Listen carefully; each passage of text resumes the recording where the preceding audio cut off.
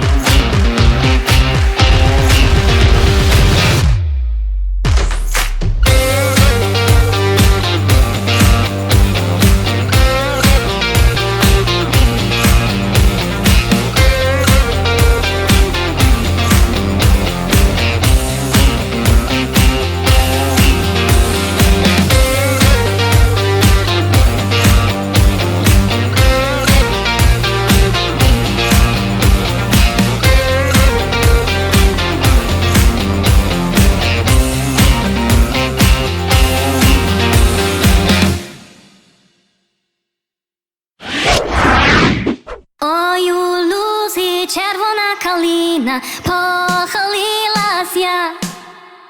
Чогось наша славна Україна зажурилася. А ми тую червону калину піднімемо, а ми нашу славну Україну гей, гей, розвеселимо. Rot blüht auf der Wiese die Kalina, wer hat sie gebeugt?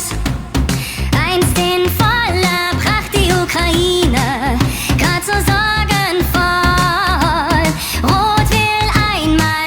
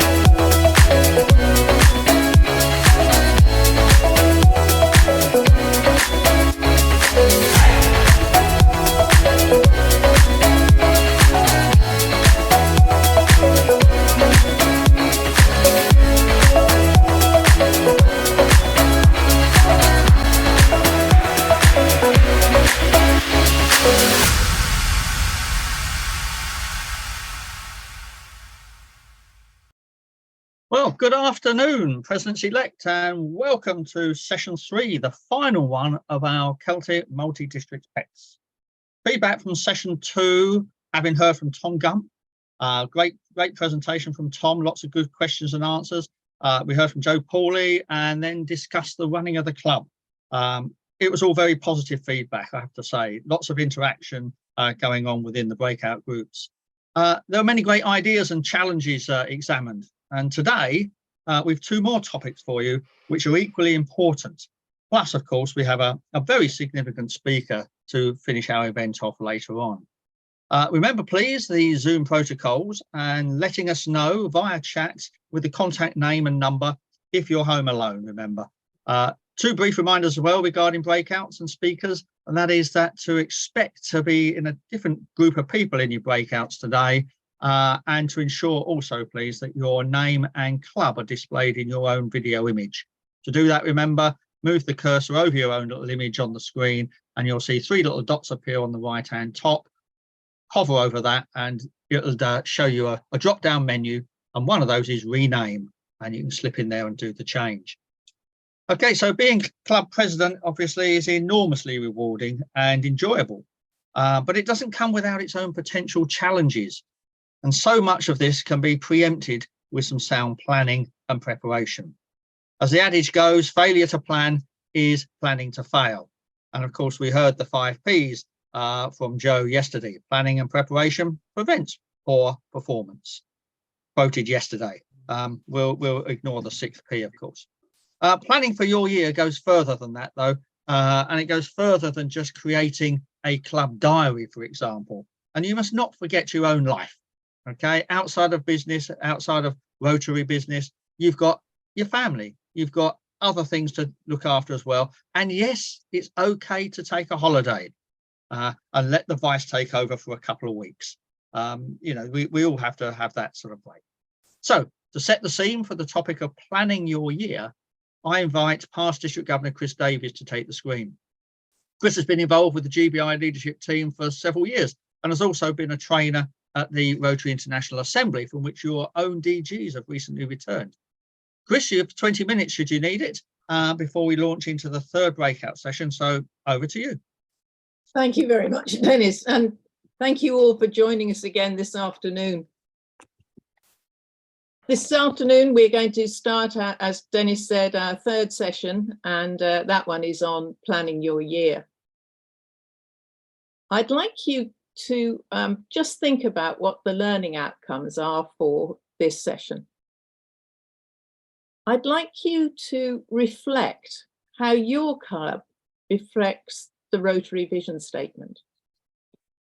I'd like you to set goals for your club in relation to the Rotary strategy. And I'd like to involve your club members in goal setting. Some of you will be saying, this is business speak, and not what I joined Rotary for. Rotary is not a business. To that I would say, it's not a business, but it actually may well be an opportunity for us to use business methods. We all need somewhere to focus. Others of you may say that's okay for big clubs, but not mine. We're focused on membership. And quite rightly so.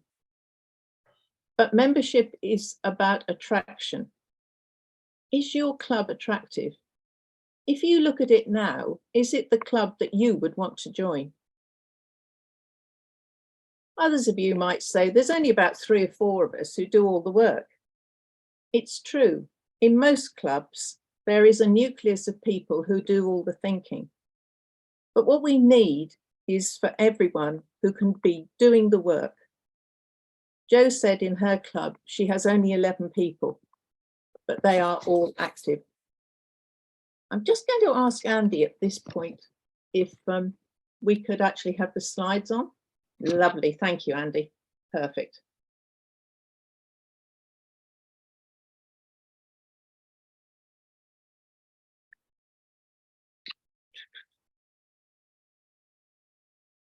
Got ahead of myself then. So we are going to be looking today at the vision. Together, we see a world where people unite and take action to create lasting change across the globe, in our communities and in ourselves. So let's think about that in terms of ourselves and what we're doing with our planning. Before you start, you need to build your team. As soon as I joined Convoc, I was assigned to lead the Convoc committee within a month of starting. That was actually probably the best thing that happened to me, because I didn't have time to stop thinking about what I was going to be doing next. Excuse me. We don't talk much about vocation these days. For me, it's the knowledge I gained in my career. I'd look at the vocation skills that I learnt, and when I was president, I looked for the vocation skills that I'd got in my club, how I could use them and how I could help the club by using them more appropriately. I recommend you talk to each individual. Listen, persuade, don't bully. Unite them in the best way for the club. Share with other PEs. You've had an opportunity on this sessions that we've been doing to actually meet other PEs. Do try and think about the people when you're in your groups, who you would like to try and contact again. So let's look at the first thing. Let's take action. Set your goals. Be realistic. I didn't like, when I was a management training specialist, to use the word goals. To me, it was far too constraining. What I preferred was a goal is just a dream with a date on it. I was a bit Martin Luther Kingish about that. You've got lots of people to help you. One of them, of course, is your AG. Talk to them before the club assembly visit. If you don't know about Rotary Club Central, get them to show you, and perhaps invite the club secretary to join in that session as well. You are not alone. If you don't know about how you can get the president's citation, ask the AG to set the goals with you. Ask your team members to set the goals with you. Make sure that the team own your goals as well. Steve mentioned yesterday about the health check. That's a really good thing to be doing. It's an opportunity for you to really get to know the other members of your club.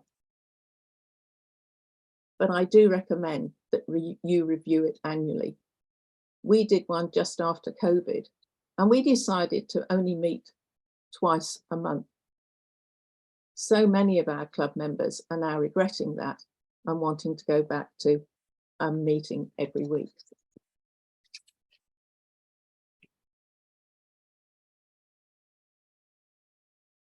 The next session of the vision talks about uniting, and I'm going to add to that, not just unite, but listen. Ask your team leaders to pick their team. Identify the goals for their teams. That way, you are taking a leadership stand that is one that they can copy. Lead by example. Ask them for costings of what they want to do and how much their goals are going to cost. That'll put you in good stead with the club treasurer and actually make it more attainable as well. Share everything with your club at the annual meeting, and of course invite your AG. Ask them to comment, but I would recommend that if they do make a comment, you recognise that comment, you thank them for it, but don't actually decide on it that day. perhaps go back to them with a telephone call, or to actually ask them to speak in a club meeting about what they would like to take further forward.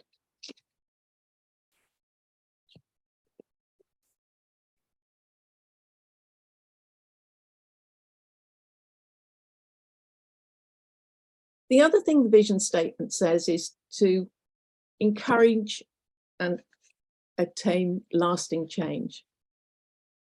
This slide took me 4 years.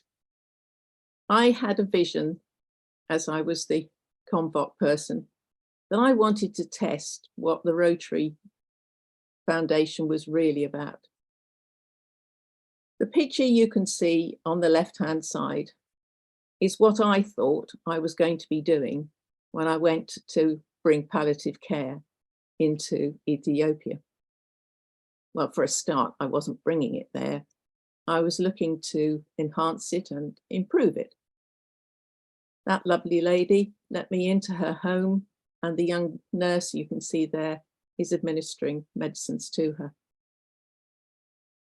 It took 4 years to get, with a VTT team, to have everybody actually able to train themselves. The joy of that picture on the right-hand side is that they are all Ethiopians. So this is where I would encourage you to have your own idea about what your long-term lasting vision might be. But we're about communities, and that's good. One of the early days that I was involved with was actually forming a district grant so that we could make a forest school in one of our local villages. And there you see the district grant being handed over to the person who is actually going to be trained as a forest school teacher. You can also see that too many business lights had shown themselves a bit on me. We can't be separate from our communities. But as Dennis said earlier, we really need to think about ourselves, to look after ourselves. Pick your own mentor, and they don't need to be Rotarians. I had a friend who was my mentor, and I seem to have lost the screen, but never mind. I had a mentor, and she had, when I told her about what I was doing next, thank you, what I was doing next, she said, "Oh, Chris, that's great." Or she just gave me a look. And I knew that look probably meant that what I was doing was not a good idea. You need to have someone to talk through your ideas that you really trust, and who you know, if it's not a good idea, are going to let you know. Track those goals and celebrate them. Grab all the opportunities you can for personal development. This group here was some people that were actually being trained at a Rotary event. Go to the Learning Centre and join other clubs. Go and visit them and get involved in district activities. The district people are actually there to help you. So please make the most of what they can offer. So together we can unite. We can take action to create lasting change across the globe, in our communities and in ourselves. I know most of you are very focused on membership, and Steve gave us a very interesting talk about how we should be doing that. But I would say to you, please focus on your club. What is best for your club? Because your club is what Rotary is built on. You heard Tom say it, and I'm sure Gordon will say the same, that the job that you have as president of your club can be the most rewarding, the most exciting, and it could be the beginning of your Rotary journey. For those of you who are coming back for the second time, this might be an opportunity for you to build on what you did the first time round. But please make sure that everything you do, you take along your fellow members with you. In his introduction, Dennis said that I was a member of the board, which I am, but I'm still very much a member of my club. In fact, I'm the membership member for our club, and we are still growing. We're a typical club in the fact that we're about 38, 40 people. And just this week, we had a new member inducted. But also this week, we lost one of our members. Don't be discouraged if you find that for a little while, your clubs do shrink a bit. But while we've got people like you in charge, who are going to inspire your members and are going, as Tom said, you're going to be focused on going out there into the communities, going out there with long-term plans, then we will be in very good hands, and you will have a very enjoyable year. Thank you. Thank you, Chris, again for putting the building blocks in place for the breakout, and that's really well done. Thank you, and some good illustrations. So we're going to move into our breakout now. This time we're just 45 minutes to discuss the topic of planning your year.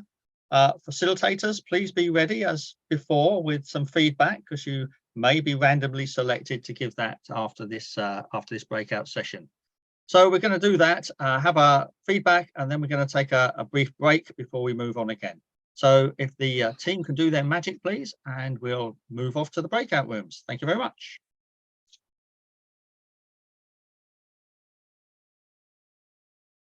Well, welcome back, everybody, and I hope you're suitably armed now with a fresh cup of tea, coffee, or something else.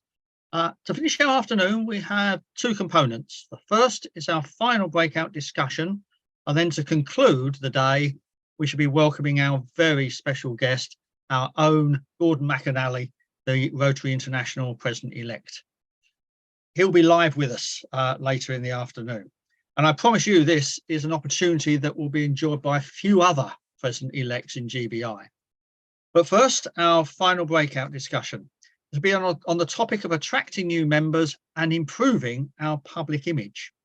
This is a subject that has arisen throughout the weekend, on and off, of course, but the perception of Rotary as a men's dining club is sadly still with us. Grey, male and stale is another description frequently quoted. But we all know that generally this is no longer the case, and fewer clubs dine regularly, dress formally, or wear regalia. And so we have changed, but the perception is still there. But that's only part of Phil's message that he's going to talk to us about in a moment, I'm sure. However, our female membership, of course, is still far too low, and our age profile is far too high, and we've all recognised that. So to set your minds rolling for the final breakout, I welcome to the room Phil Dyer. In fact, he's been here all the time in the background, but Phil Dyer, a member of the GBI Public Image Specialist Advisory Team, but he's also been in the background assisting Andy Slater on the technical aspects of this very event. So Phil will give you some key items to think about for the follow-on breakout. So I ask Phil now to please take the stage. You've got 20 minutes if you need it, Phil, and we'll look forward to hearing from you. Thank you for that warm welcome, Dennis. And we're going to talk this afternoon. I'm going to major on public image, but we're going to talk about the learning objectives today, which are to attract new members to your club. And we'll be looking at the public image aspects of that. We'll be understanding why we need new members And when I say new members, we talk a lot about membership. So I'll be talking about how we make our club more exciting and how we make our club look more exciting to the public in our communities that we operate in. We'll also be looking at how to make a plan to attract new members and, again, from a public image perspective, make our clubs look more exciting. And also touch on retaining new members, but also how we can involve our members in the public image that we do. So I've got on the screen there the Rotary Power brand, and I believe it is a powerful brand when used correctly. I'm bound to say that. I am a public image expert, allegedly, but I love the Rotary brand and I love the power that it can create when used positively and consistently in the work that we do. We do good across the world in our communities, both near and far. Why would we not want to shout about it and give everyone the message that Rotary is doing good in the world? We've heard about the mission vision statement already this weekend, but I'd like to touch on it again so it sinks into your heads for your incoming year. Together we see a world where people unite and take action to create lasting change across the globe, in our communities and in ourselves. But there's 4 really important words within that vision statement, and they are: together people create change. Because if it wasn't for us as Rotary members, we wouldn't be able to make the changes that we do in the communities that we operate in. Now, I'm going to touch on that we are part of a global organisation, and we have 1.4 million members. And as you can imagine, with every large organisation, there is a plan.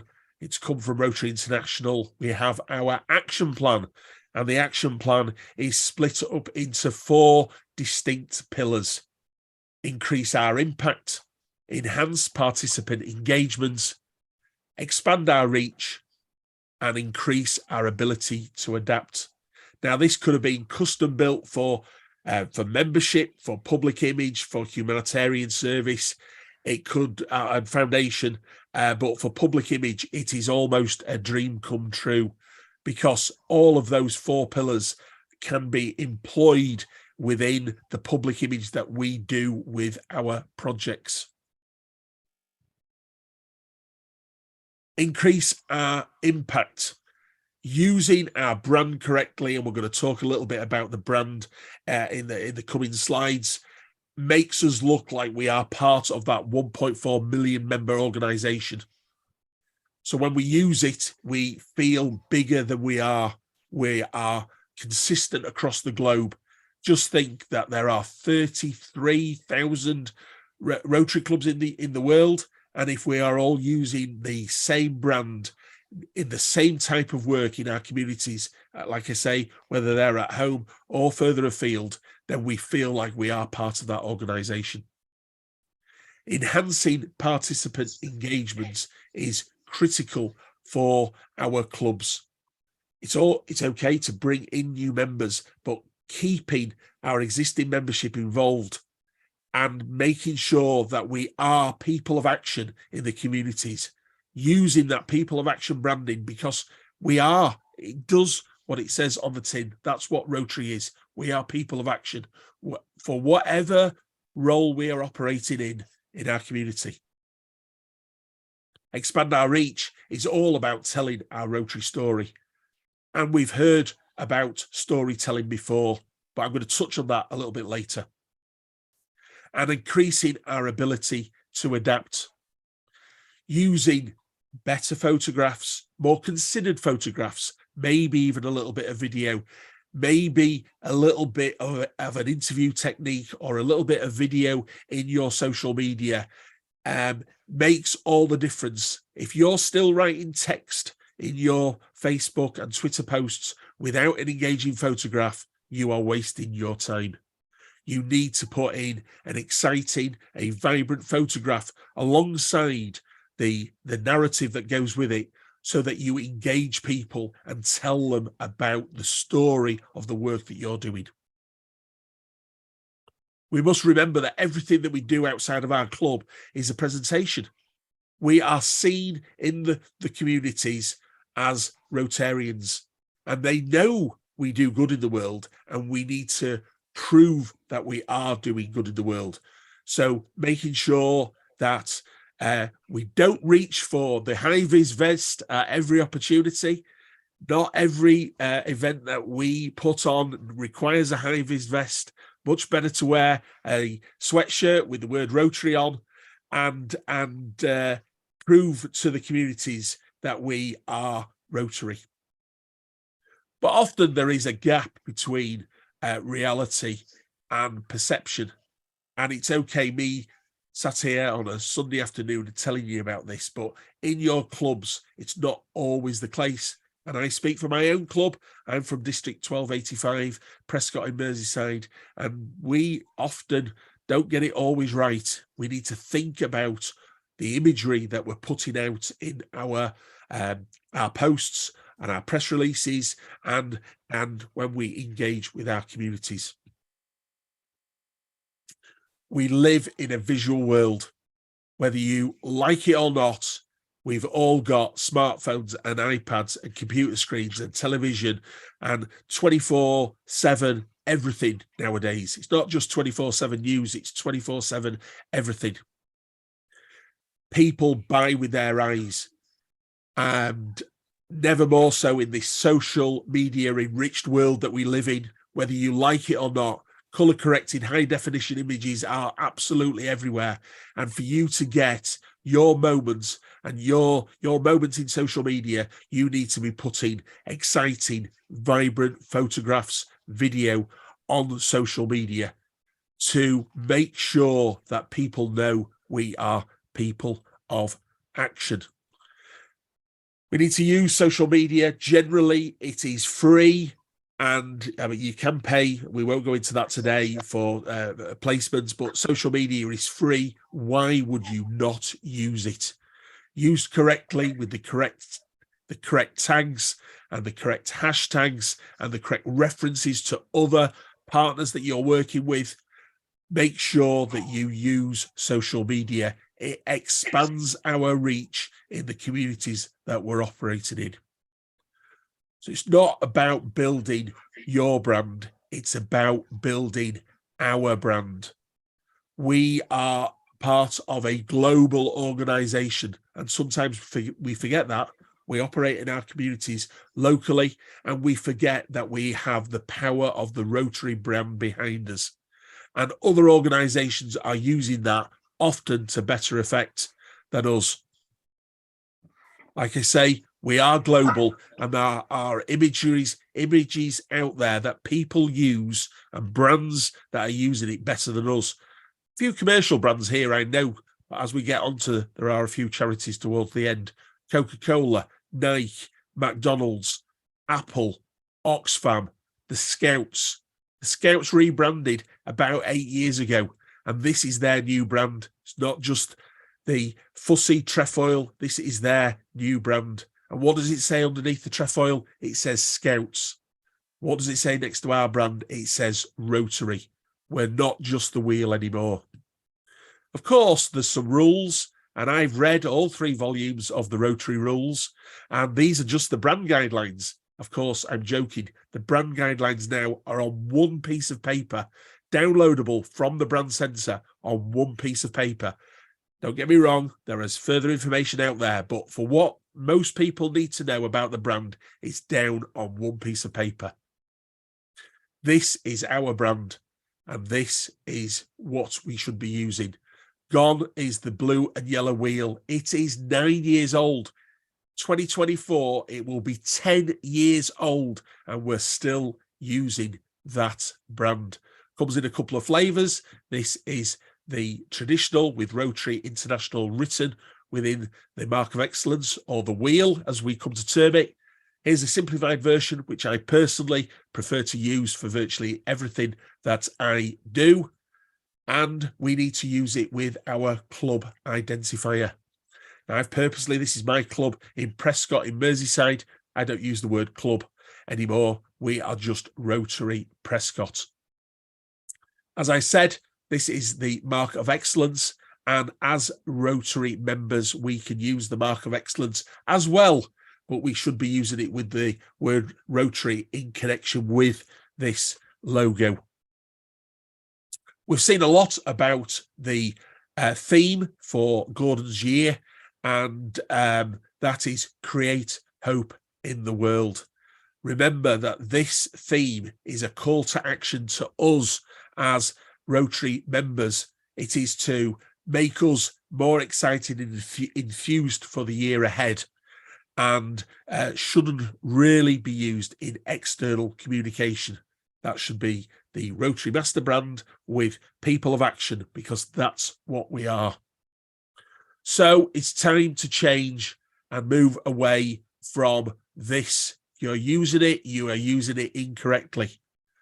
And remember this, when you buy a new Ford car, you get a new Ford badge. You can't buy a new Ford car with an old Ford badge. So make sure that you are using your the correct branding, and we're here to help. I have a team of Rotarians that are here to help you in your clubs and in your districts. So that's enough of that. Let's move on to the power of storytelling. And as I said earlier, we hear about storytelling in Rotary, but what is that all about? If you're lucky enough to have had a big impact Rotary story, then you can tell people that ask you about Rotary about your story. But we need to tell stories in everything that we do, in the projects that we put on. So have a think about this. If Rotary is all about telling our Rotary stories, what is being written right now? Now, the simplest stories come with a beginning, a middle, and an end. So tell our stories in that manner. Very simple. And please forgive this simple approach. But as we are doing our projects in our communities, whether they are local or further afield, think about the story that you want to tell. You're not just doing it for the good of your for the good of your health. You are doing it with a reason in mind. We are supporting an organisation, we are supporting the Rotary Foundation, or we are helping people in our community. And there is a story within the project that we're putting on.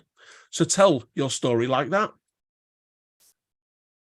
In the beginning, set the scene.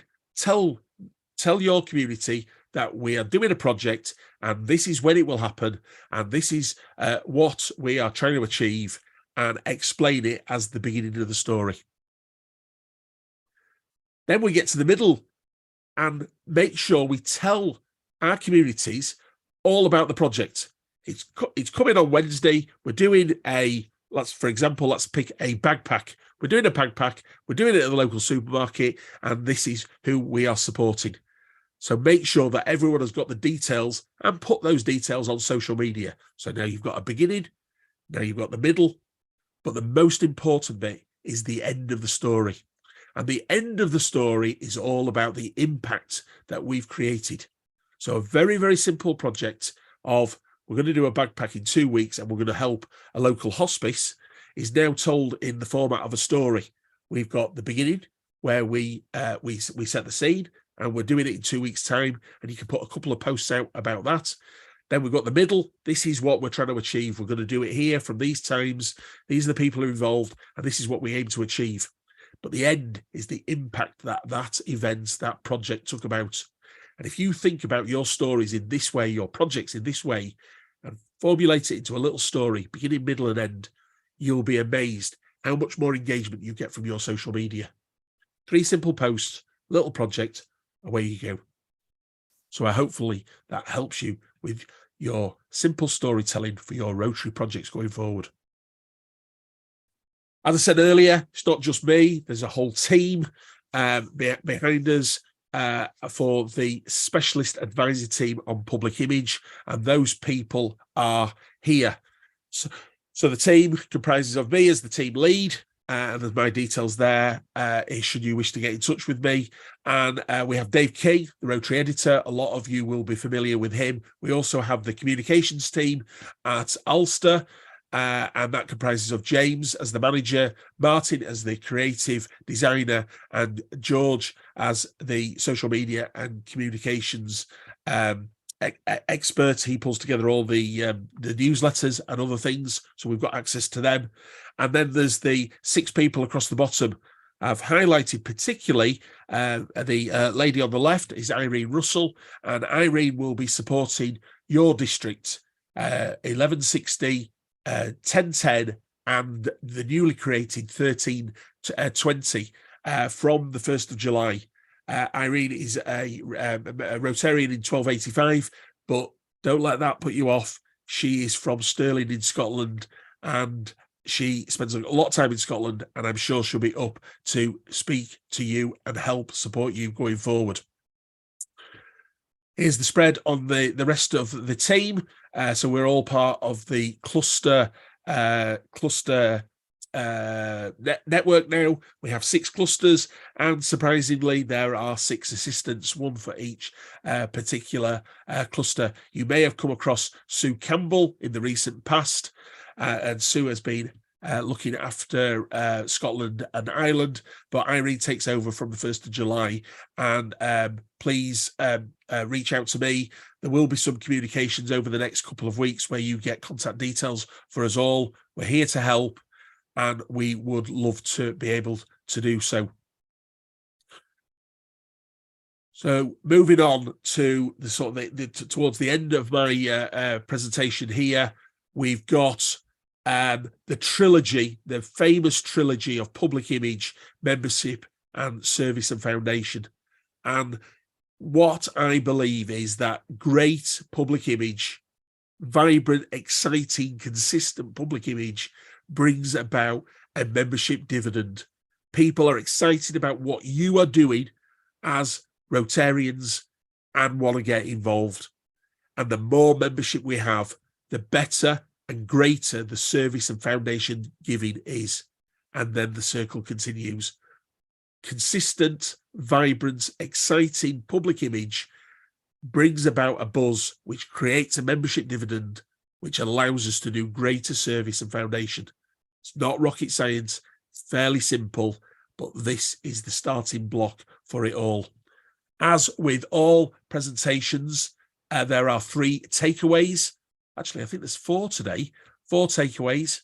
It's not a curry in that bag. It is Rotary takeaways. And we have 1, tell your Rotary story. It is the stories that we tell that excite and engage people in our communities. Use the brand.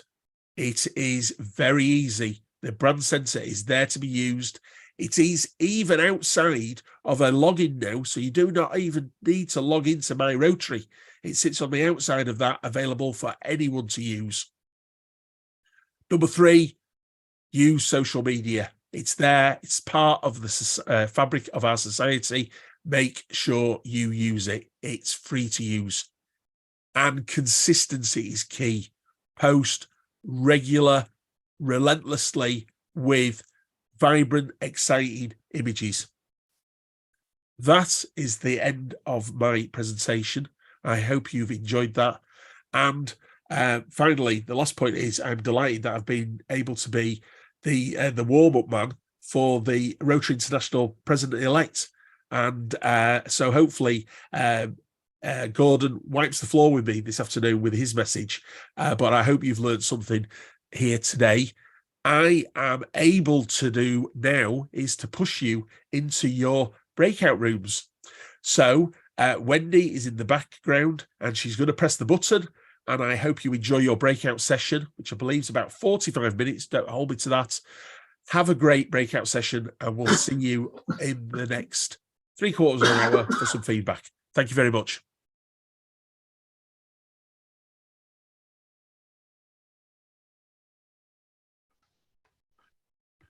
Well, hi, folks. Thanks for coming back so promptly. And here we are for the final feedback after the final breakout discussion And then we're going to take a little break in a moment before our highlight, which will be our own Gordon McInally joining us very shortly, I hope.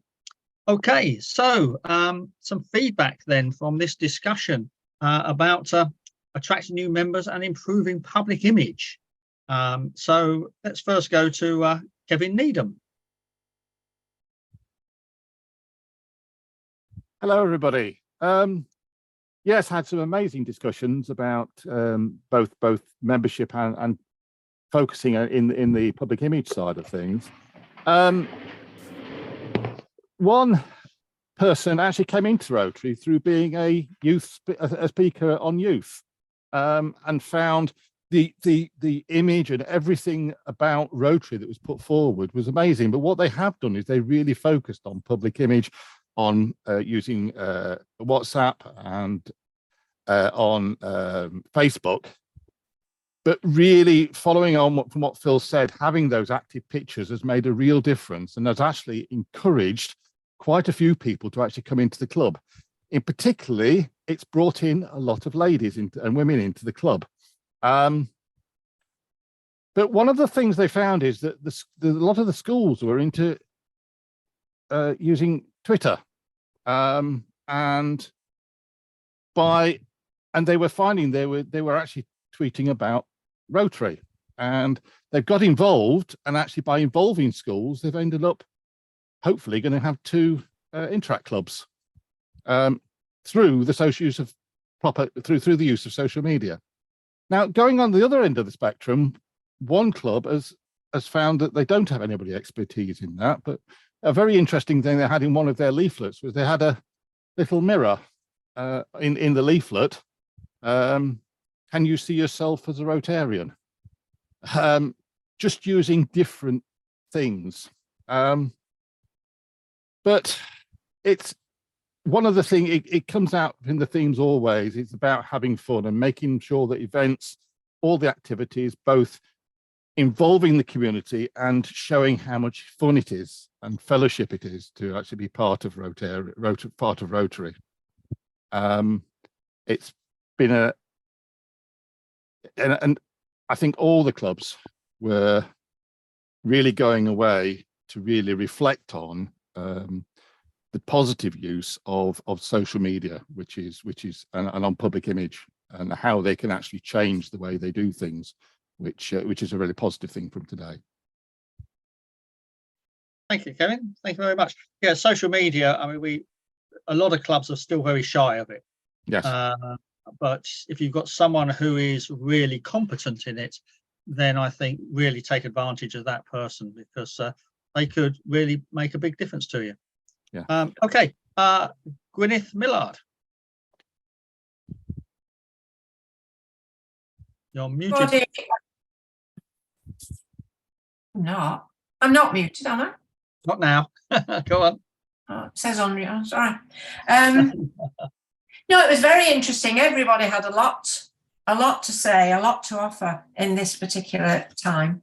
And one of the things, we had a person who is relatively new to Rotary, but is becoming a president. And it became a joke in the end that she's taking back so many new ideas that the club probably won't want her to go back, because there'll be nothing, everything that she brings back they will want to take on, and they just won't have time to do everything. But we looked at the particular thing in the public image was the storytelling, which they all felt was something that they must take on board and tell the Rotary story. There was a very long discussion about data protection and GDPR issues. In one particular place, the press will take photographs at Rotary events, but the press own the photographs. And so, we were quick to make sure that there were all of the data protection rules and the GDPR with the children's photographs particularly, so that was kept right. But the Rotary had to have permission from the press to use their photographs because they own them. We need new members to keep us on our toes. We need new members to show them that we don't always do things as the way that they've always been. And also the importance of sharing our good news. So we had a long discussion on social media and the practice of sharing to enable that the social media doesn't just go to other members of the club, but that it is shared, which otherwise there's no point in it. As a publicity thing, there's no point in just putting stuff on your own Facebook page and nobody else sees it except members of your own club. So you've got to encourage them to share that. And advertising in the local community to make sure that we get all our news out as far as possible. We talked about the branded sweatshirts, etc. And one person was quite adamant they should use local firms, not the ones who advertise widely, which are expensive, but also because they want to bring the work into the local community. So the branded we're not quite sure about the high-vis. I know that Phil Dyer once really had a word with, shall we say, with me over my wearing a high-vis jacket, but it was the brightest thing I had, which had the rotary on it. And he said, well, it wasn't in a dangerous situation, so I shouldn't have had it. So Danny's nodding his head now because he remembers me saying it. So I think we've got to look at that and say, yes, it's not just for going out with the sleigh at Christmas. So altogether, it was a very, very good discussion. Everybody took part, and they'd all enjoyed the session. Excellent. Thank you, Gwyneth. Thank you very much. And our third feedback then from Ian McLean.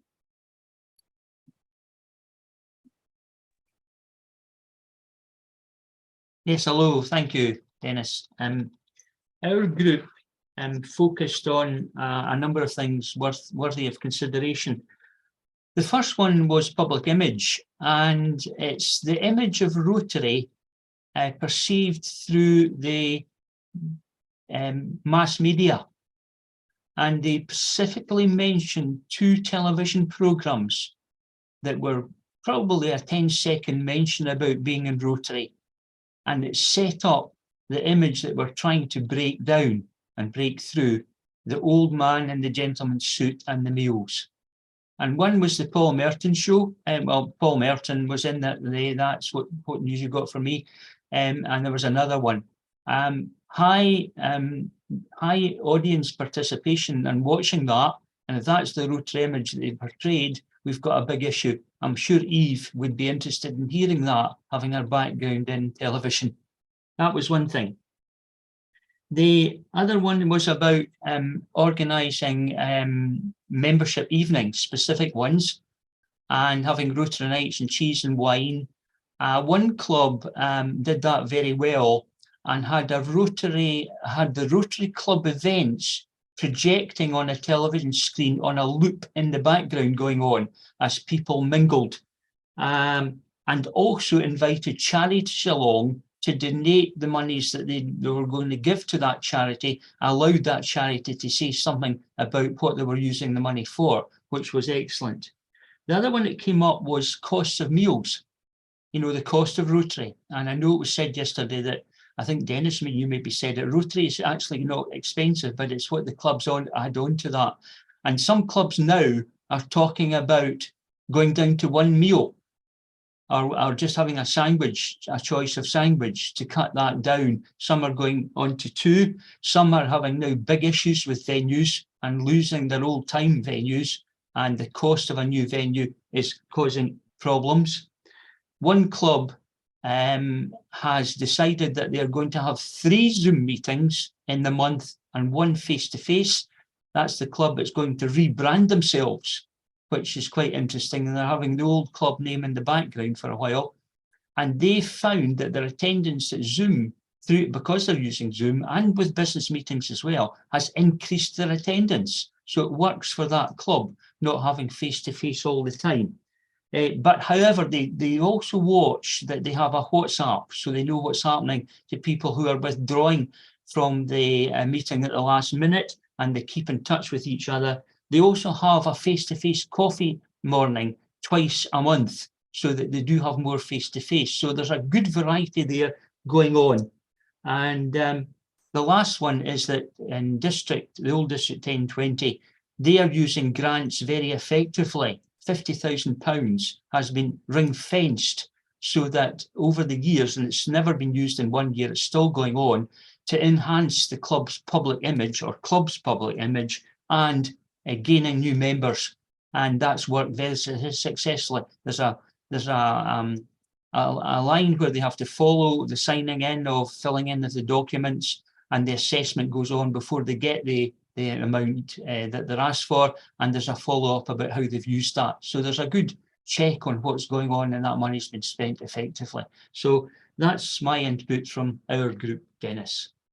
Excellent, thank you, Ian, and some interesting comments there. Certainly the TV exposure of the Rotary pin and the Rotary logo and things like that is it's a challenge that's been thought about, and we've talked about I don't know how many countless times. But those who watch Midsummer Murders, of course, if you see the original Barnaby, he very frequently had his pin in his lapel, and that was quite nice to see. But it is difficult. The BBC in particular will always try and avoid showing that, because, and we've challenged them in the past on this, and they say, well, if we show you wearing your pin, we've got to show all the others and everybody else. And it is a difficult one, but there are ways and means around that. I'd just like, if Phil is able to take himself off mute just for a moment, because there was an interesting point came up there about the use of photographs.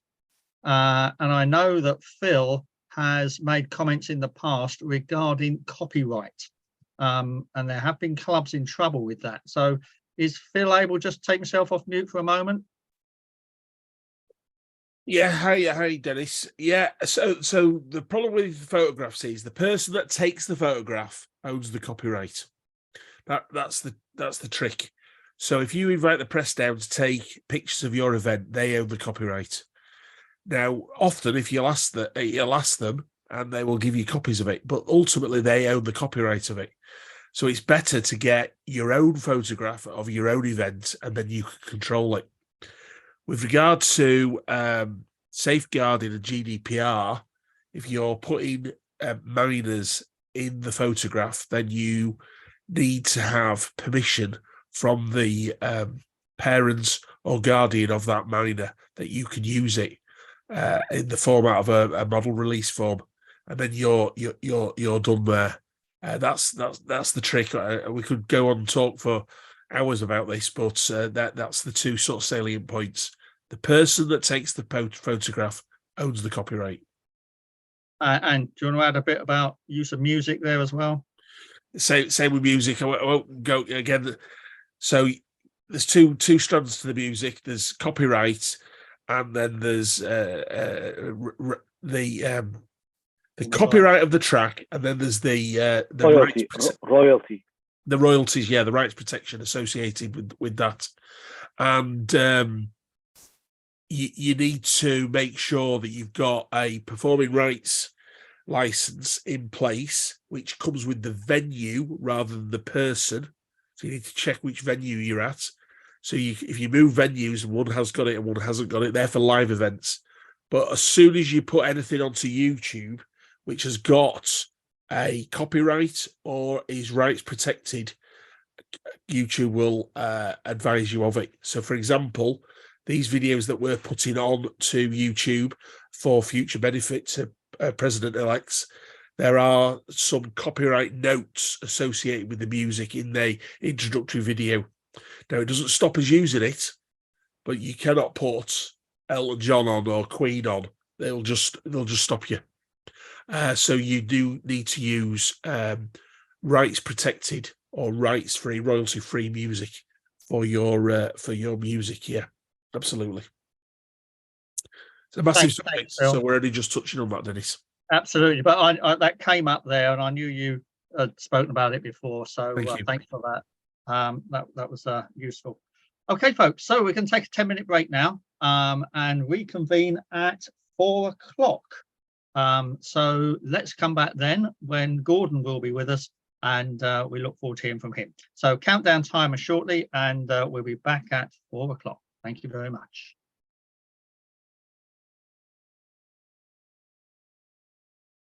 Welcome back, everybody, to the final part of our multi-district pets and the highlight for the day. Just one short announcement before we move on to our final speaker, and that was relative to the last couple of breakouts we've had. A Scottish Rotarian, Jimmy Johnson, just to announce he's from the new District 1320. He is now part of the Scotland member of the membership SAT, so that's the Specialist Advisory Team. So Jimmy's there available for you to contact for membership matters that you might have in the club anywhere in the cluster. So here we go then, folks. It's the final part, as I just said. And if there was a multi-district pets that Gordon was not going to miss in being at in person, I'm sure it's this one. His very own club will be here, I'm sure. And the whole of GB&I is so very proud to know that we've got Gordon at the helm for the coming year. I've known Gordon for many years on his journey through the district to governor and GB&I as president, and then onwards as an RI director and a convention convener, to name just a few of his better known roles. If anyone knows the challenges ahead for a president-elect in a club, then it's Gordon. And I know that you'll enjoy and appreciate every word that he has to say now. So fellow Rotarians, your Rotary International President-elect, Gordon McInally. Well, good afternoon, everybody, and thank you, Dennis, for that much too kind and generous introduction. It is great to be with you all. Thank you for the invitation. I do realise, though, as Dennis has already said, I am your final speaker of what has been a hectic few days, and that I stand between you and your Sunday evening gin and tonic or Sunday evening dinner or whatever. This is actually the 21st and final President-elect's preparation event I have attended since the 2nd of February, not only across the US, but also in Europe and Central America. All but one of them has been face-to-face. It seems entirely fitting that it should be here on my local patch, surrounded by my fellow Celts, that I knock off number 21. It's good to be home. I must confess, even now, with only 90 days, or to use the McInally family unit of measurement, 90 sleeps, to go until the 1st of July, I still find it hard to believe that I soon will become president of Rotary International. And of course, in the course of the next few minutes, maybe you too will find it hard to believe that I soon will become the president of Rotary International. Let's see how we go. I said last June in my acceptance remarks at the International Convention in Houston that I would be standing on the shoulders of giants, the giants who have gone before me as RI president. But you know, as I have traveled around these past 8 weeks, I've come to realize that I will also be standing among giants. The giants like each of you who will lead the Rotary clubs and districts during 2023-24. The giants who will create hope in the world. This is an exciting time in the calendar year as we prepare for a new Rotary year. Training events cascading down from the International Assembly through events such as this and on to club assemblies. A new theme, a new logo, a new tie and a new scarf, and of course, a new cohort of leaders. It's all change. But you know, some of the best examples of leadership any of us can show at this time is to continue to support the efforts of others. As many of you know, I have always been a great advocate of continuity in Rotary. I've tried to practice it at every level of Rotary leadership, be it at the club, in the district, or at Great Britain and Ireland level. And I have no intention of altering that approach now.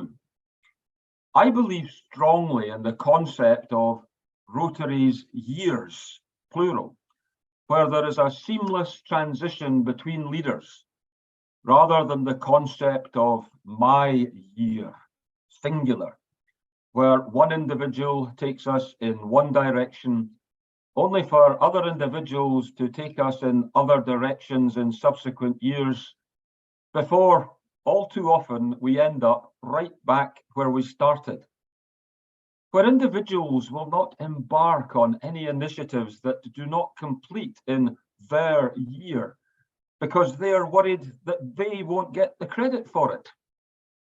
Waldo Emerson, the 19th century US philosopher, said, "There is no limit to what can be achieved if it doesn't matter who gets the credit." And I agree with that statement 100%. I'm not bothered about who gets credit for something, as long as that something is worthwhile and is done properly. And that's why I count myself extremely fortunate to have been able to work with President Jennifer Jones this year in a spirit of true continuity that we hope will see Rotary move forward on a straight and steady and ever improving course towards an ever better future. And I'm delighted to have already started to do exactly the same with President nominee Stephanie Urchik, who you heard from yesterday. I would urge you to do the same in your clubs, because the most successful clubs are those where there is continuity in leadership. I'm sure by now, many of you will have heard, read, or seen my speech in Orlando at the International Assembly in January, outlining the plans for our year ahead. Time precludes me from repeating these in detail today, but if I may, I'd like to touch on two things I would really like to see us address during the coming year. And they stem from our vision statement, which, as you all know, says, "Together, we see a world where people unite and take action to create lasting change across the globe, in our communities, and in ourselves." I'd like to focus on two specific ways that we can bring the visions of lasting change across the globe and lasting change in ourselves to life. Firstly, across the globe, by putting a greater focus on peace. I am in no doubt whatsoever, that the founders and the builders of this organization would be proud of the hard work we have done in the past year to support the people of Ukraine as they have faced the brutal war with Russia. As we have done so many times in the past, Rotary has answered history's call and put humanitarian relief first. We have donated generously. We have supported our fellow members wholeheartedly. And we have earned the respect of the entire population of that beautiful country. But we all know that true relief will not come for the Ukrainian people, nor for that matter the Russian people, until there is peace. The same is true in Yemen, Afghanistan, Syria, and countless other places across the globe where we see conflict, including here in Great Britain and Ireland, where we see violence and killings occurring on an almost daily basis. I'm on record as saying, peace is the soil where hope takes root. We till this soil every time we practice positive peace, every time we create new connections between people, and every time we find new opportunities for commonality, something that is within our power to do across the world in so many different ways. In Rotary, we know that peace is not a passive dream. It's an outcome of hard work, earned trust, and often difficult conversations. We know that peace must be waged persistently and bravely. And the bravest goal any human being can set is the pursuit of peace. And in Rotary, everything we do, every single thing we do across all of our areas of focus helps make peace and redemption possible through the creation of hope. At the International Assembly, I spoke of a lady from Thailand who helped me come to the realization that the theme for 2023-24 should be create hope in the world, with her story of how Rotary had given her hope after the tsunami of 2004 had robbed her of her livelihood, her home, and her entire family. But like many of you must have done, I have seen time and time again how Rotary has created hope for those we serve. One of my most recent such examples, and arguably one of the most powerful ones, came in August during a week-long visit I made to the Philippines. And it was yet another example of how Rotary not only changes lives, but quite literally saves them. In Manila, I had the opportunity to visit the De Los Santos Medical Center in Quezon City, which for a number of years has been the site of a wonderful Rotary initiative. An initiative that sees the poorest of the poor children of the Philippines gain access to free surgeries for congenital heart defects. These surgeries not only save their lives, but they allow these children to become normal, happy, and achieving. During my visit to De Los Santos, I had the opportunity to visit the recovery ward and meet several patients who had not long had surgery, and to greet them and their parents. Parents who were so grateful to Rotary for what we had done for their children. As I left the ward, I was invited to witness at first hand a surgery about to be carried out on a young 4-year-old girl with a hole in her heart. A hole in her heart that, were it to be left untreated, would limit her life and ultimately cause her early death. Now, having carried out my fair share of oral surgery over the years, I was no stranger to an operating theatre, and so I was happy to watch this little girl's procedure, a procedure that was going to save her life. As I stood close to the operating table, marvelling at the skill of the young paediatric cardiac surgeon performing the operation, I felt my mobile phone vibrating in my pocket. Once the operation was complete and the little girl was safely in the recovery room, I took out my phone to discover a WhatsApp message from home in Scotland with a photograph showing my 4-year-old granddaughter Ivy in her new school uniform with a beaming smile on her face. For that very day, at the very moment I was witnessing that little girl's procedure, Ivy was setting off for her first ever day at school. As I stared at the photograph on my phone, I thought of that little girl whose operation I had just witnessed, and the fact that thanks to Rotary, she also would soon be embarking on the journey of education on which Ivy was embarking. She too would be able to enjoy a normal, happy, and achieving life. And as I blinked back the tears in my eyes, I realized that for her, hope had been created. So, in crafting what is not my theme, but our theme for this incoming Rotary year, I wanted to issue a call to action. I thought of the lady from Thailand. I thought about the little girl from Manila. And I thought about so many others I have met down the years. I thought about what we've done in Ukraine, in Syria, in Yemen, in Afghanistan, and elsewhere. And I realized that this is how Rotary brings lasting change across the globe, one newly created hope at a time. And it also begins to explain how we help bring a similar kind of change within ourselves, the second of the parts of our vision statement I referenced earlier.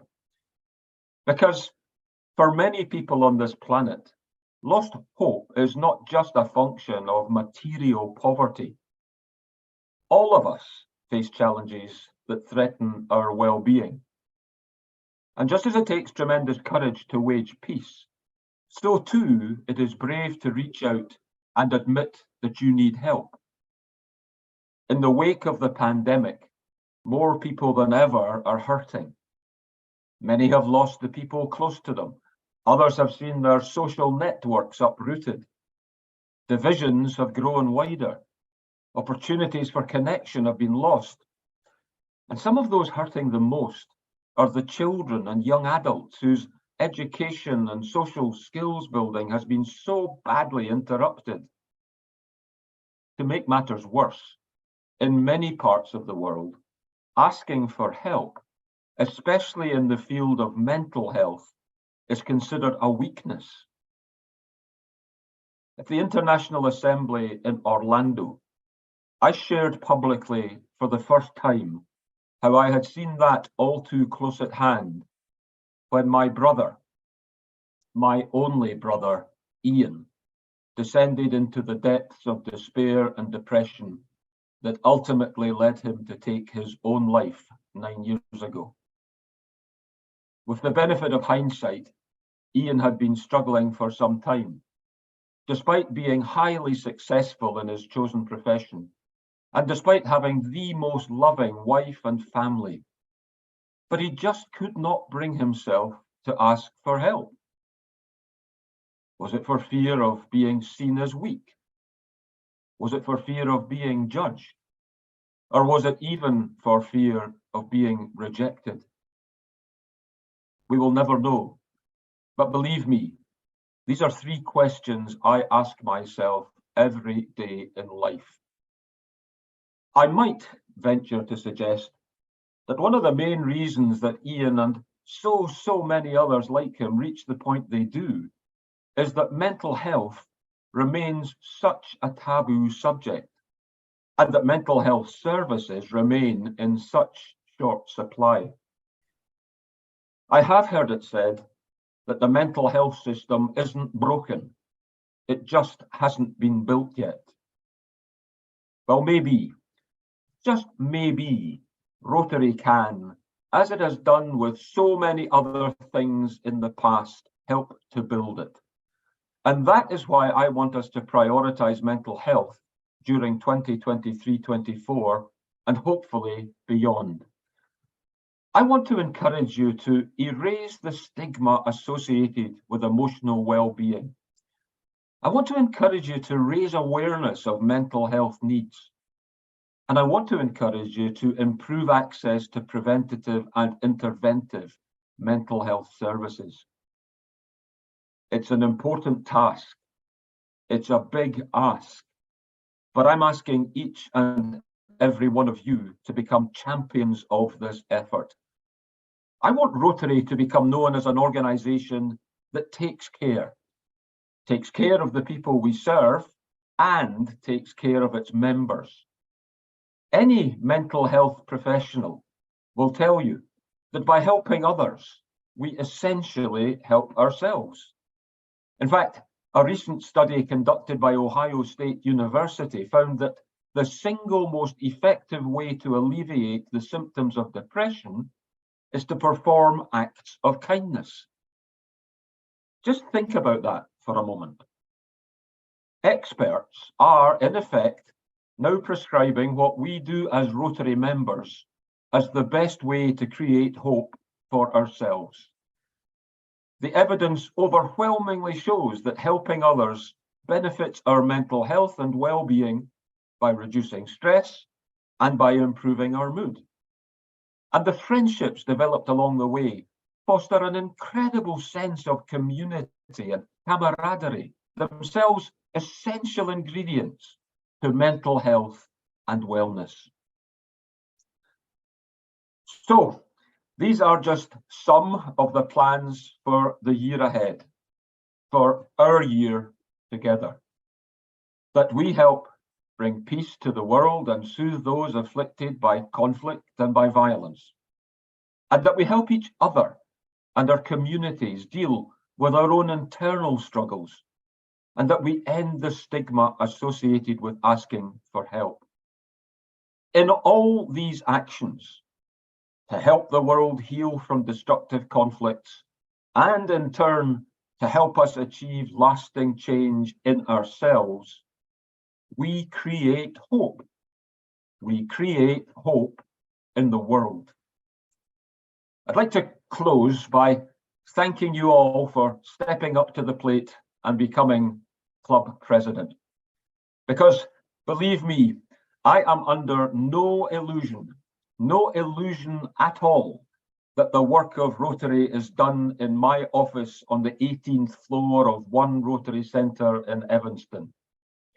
No, the work of Rotary is done in each and every one of the 37,000 plus Rotary clubs that encircle the globe. Each and every one of the Rotary clubs represented on this call. So thank you for all you are doing, and thank you for all you will do.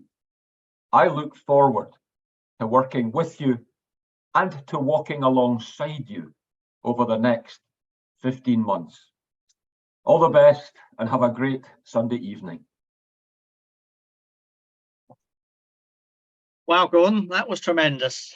And you've got a room of presidents-elect, and as well as all the multi-district pets team, facilitators and observers who are now truly inspired and invigorated and ready for July 1. We all appreciate how precious your time is and are so grateful for you taking this opportunity to address us live today. Last time we did this, it was at some silly time of the morning from the other side of the world, you might recall, as you sat in the hotel bedroom.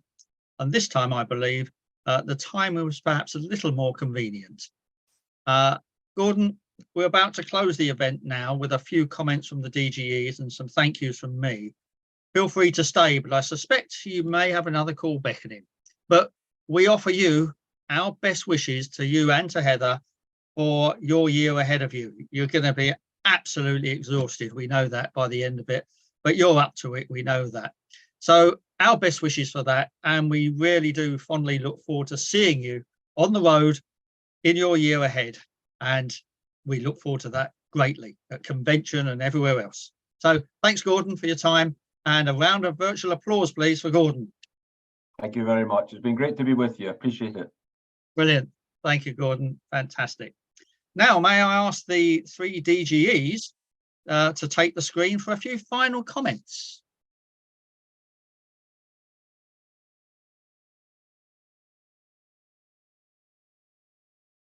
On behalf of my fellow district governor-elects, I would like to thank you all for taking the time out of your weekend to join in the 3 training sessions. There were several relevant topics discussed, some excellent discussions in the breakout rooms, along with some very inspirational speakers. Hopefully this weekend has given all of you a greater insight into the role of your club president. If you require any further information, please feel free to contact any of the leadership team. We'll be happy to advise you. I would now like to hand over to DGE Jim Hatter. Thank you, Kenneth. First of all, we would like to say thank you to each and every one of you for your attendance and participation on this seminar. Thank you to the RGB&I Leadership Development Team members, team leads, and special advisors for their hard work, professionalism, and dedication in organizing, facilitating, and supporting this event. to the amazing registration IT and QA support team that ensured the smooth and successful running of the online MD PEPs. To all the speakers for their inspirational and informational messages, great. To the facilitators for leading and animating their sessions, ensuring that everyone is given an equal opportunity to express their views. And the sessions are run reasonably on time. To the observers and their dedication to attend and listen attentively and potentially in silence in order to support the future plans of the prospective districts. However, most importantly, I would like to thank you all, the presidents-elect of districts 1010, 1160, and 1320. Please accept our apologies if we've missed anyone out in this vote of thanks. I would now like to hand over to DGE Natick Meadow from District 1320. Thank you, James. This is our second multi-district president-elect's preparation seminar. And I believe that I can confidently speak on behalf of DGE Kenny and DGE James in saying that the level of participation, engagement, learning and networking outcomes have exceeded our expectations. I hope that over the past 2 days, we all had an opportunity to exchange ideas and best practices and to examine common challenges and innovative solutions. But above all, I hope we all made new connections with elected presidents in order to establish links and strong partnerships between our clubs and to deliver a message of hope and service locally, nationally, and internationally. I know that the presidents-elect from District 1010 and 1160 have already attended their district pets, and I look forward to welcoming the president-elects of District 1320 on the 29th of April to our own pets at Sterling University. I also hope that you are preparing to start or restart your presidential journey by surrounding yourself with an effective, energetic, positively thinking, and solution-focused team that will be able to support you in bringing all necessary changes to make your club successful, attractive, and vibrant. And finally, I hope you will judge your presidential year not only on your accomplishment, but also how well you have addressed the needs of the people around you. DGE Kenny, DGE James, and I, as well as all the assistant governors and the officers of the 3 districts, will be working alongside you, ready to support you in your journey. And on behalf of all of them, I wish you all the best. Good luck and goodbye. Thank you, DGEs. And that's a lovely way to finish the event. So thank you, DGEs, and thank you, Presidents-elect, for your participation. You are now officially among the best prepared President-elects in Great Britain and Ireland, without a doubt. Thanks have already been given to the team behind the scenes there, but I do think I need to name 1 or 2 here that have been running the show for you. So Andy Slater, Wendy Ford, Bill Dyer, Chris Davies, Bob Maskell, and the many facilitators from all over GBI. They've been recruited as part of the team to do this. So thank you, every one of you, for your time, giving that up this weekend for this event. President-elect training is here to concentrate the mind on the year ahead, whether it's your first time or your 4th time through the chair. Times change, as do the needs and expectations of our members. And I hope that this event has enabled you to share your thoughts and ideas and to develop new thoughts and a refreshed approach to your year ahead for the club, as well as perhaps making new contacts around the 3 districts. We all wish you well. Have a fantastic year as club president in 23-24. And I wish you a safe journey back to the kitchen, the lounge, the garden, the dining table, wherever you're heading now. And enjoy the rest of your day. Have a great year. Thanks very much and goodbye.